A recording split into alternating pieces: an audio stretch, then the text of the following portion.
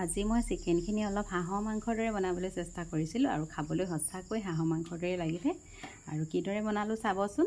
এইখিনি মোৰ ইয়াতে ব্ৰইলাৰ মাংস, এইখিনি ইয়াতে আধা কেজি আছে। প্ৰথমতে মাংসখিনি মই নেমু চেপি ল'লোঁ। চেপি শুকান তেল নিদিয়াকৈ দিয়া নাই আৰু গৰম অলপ কেৰাহীখনত ভাজি লৈছোঁ। ভজা মানে এইখিনি পানীটো শুকোৱালৈকে ভাজি ল'ম আৰু এইটো মানে পোৰা নিচিনা লাগিব, এইটো পুৰি যোৱা নিচিনা হৈ গৈছে মাংসটো। তাৰপিছত মাংসখিনি মই কাঢ়ি ল'লোঁ এটা বাটিত প্ৰথমতে। তাৰপিছতে মই এফালে কেৰাহী পাতি দিলোঁ আৰু কেৰাহী গৰম হ'লত ইয়াতে তেল দিছোঁ। তেল বেছি দিয়া নাই যিহেতু ব্ৰইলাৰত বহুত তেল থাকে। আৰু তেজপাত দিলোঁ, তেজপাত মোৰ 2 খিলামানহে আছিলে। আৰু ইয়াতে দিলোঁ নহৰু আদা। তাৰপিছত পিঁয়াজটো মই 4টা দিছোঁ ডাঙৰ চাইজৰ, মানে পিঁয়াজখিনি ডাঙৰ ডাঙৰকৈ কাটি লৈছোঁ।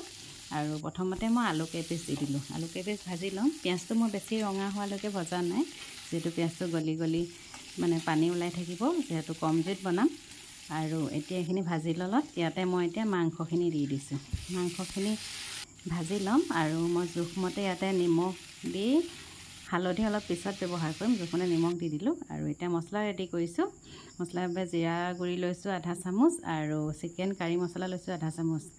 আৰু হালধি দিছোঁ প্ৰায় জোখমতে দিছোঁ আৰু বেছি মছলা ব্যৱহাৰ নকৰোঁ। ইয়াতে পানী দি মছলাখিনি গুলি ল'লোঁ আৰু এইখিনি চিকেনখিনি ভালকৈ ভজা হ'লত ইয়াতে মই মছলাখিনি দি দিছোঁ। যিহেতু ব্ৰইলাৰ মাংস বনাওঁতে বেছি সময় নালাগে। আৰু মাংসখিনি মই ঢকা নাই ভাজোঁতে, আৰু অকণমান পানী ছটিয়াই দিছোঁ, বেছি পানী দিয়া নাই। আৰু অকণমান নহৰু আদা বটা বাচি গৈছিলে, সেইকণ দি দিলোঁ। আৰু এইখিনি মোৰ মাংস প্ৰায় ৰেডিয়ে হৈ গৈছে। আৰু একেবাৰে শেষত মই এটা বস্তু দিম, সেইটো হৈছে কচুৰি মেথি, আৰু এইটো দি মই মাংসখিনি নমাই দিম। আৰু ইমান ধুনীয়া এটা কালাৰ আহিছে। এইদৰে বনাই খাবচোন, সঁচাকৈ হাঁহৰ মাংসৰ দৰে লাগে। আৰু কেনেকুৱা পালে কমেণ্ট